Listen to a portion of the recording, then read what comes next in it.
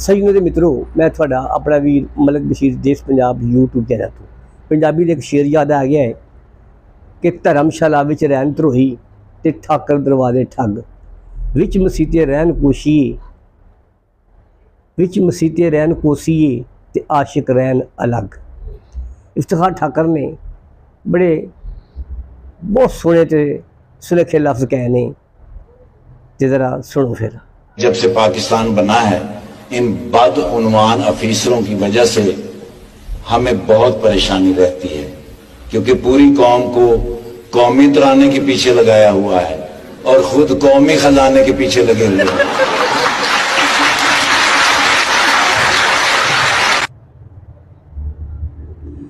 कौमी तराने के पीछे लगन वाले भुखे मार रहे हैं ते कौमी खजाने के पीछे लगन वाले मौजा कर रहे हैं, ऐशा कर रहे हैं, ਵੱਡੀਆਂ ਵੱਡੀਆਂ ਗੱਡੀਆਂ 'ਚ ਫਿਰ ਰਹੇ ਨੇ ਤੇ ਉਹਨਾਂ ਦੀਆਂ ਮੌਜਾਂ ਲੱਗੀਆਂ ਨੇ।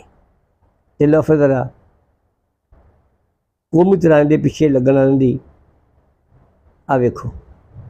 ਦੋਸਤੋ ਕਾਰਪੋਰੇਸ਼ਨ ਵਾਲੇ ਦੇ ਕੰਮ ਚੈੱਕ ਕਰੋ। ਇੱਕ ਗਰੀਬ ਬੰਦੇ ਨੂੰ ਉਹਨਾਂ ਮਾਰਿਆ ਵੀ ਵੇਖੋ, ਕੱਪੜੇ ਵੀ ਪਾੜ ਛੱਡੇ, ਦੰਦ ਵੀ ਤੋੜ ਛੜਿਆ ਤੇ ਉਹਦੀ ਰੇੜੀ ਛੇੜੀ ਤੋਂ ਕੰਡੇ ਛੰਡੇ ਵੀ ਚੁੱਕ ਕੇ ਲੈ ਗਏ ਨੇ।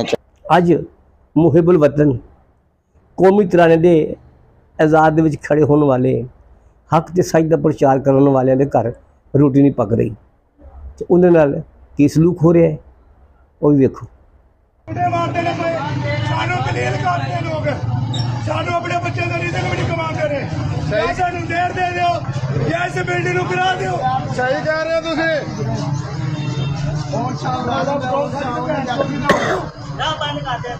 करोड़ों रुपये लखा रुपये का नुकसान होया पे रोड से 800 रुपये किलो डी गुड़ 500 रुपये किलो मोटे।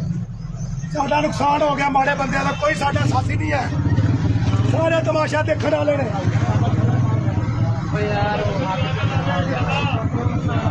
अज मैं सेम पंजाब नूं ये मंग करांगा कि सीएम साहबा please look at the labour.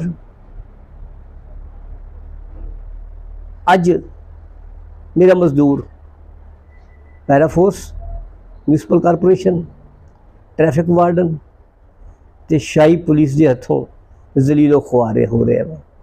बाहर रोड से इज्जत एहतराम नाल रोटी कमाना बहुत मुश्किल होएगा कि तुसी ते कहंदे सो कि असीं गरीब नूं अपग्रेड करांगे, तुसी ते बड़े बड़े दावे करदे सो ते अज ते लगदा इंज है कि गुरबत वध रही है ते गरीब मुकाओ मुहिम चली हुई है। कौमी तराने के पिछे लगन वाले दलीलो खुआर हो रहे हैं ते कौमी खजाने के पिछे लगन वाले मौजा कर रहे हैं। वाह जी वाह, जीवे जीवे पाकिस्तान ते जीवे सोना देश पंजाब।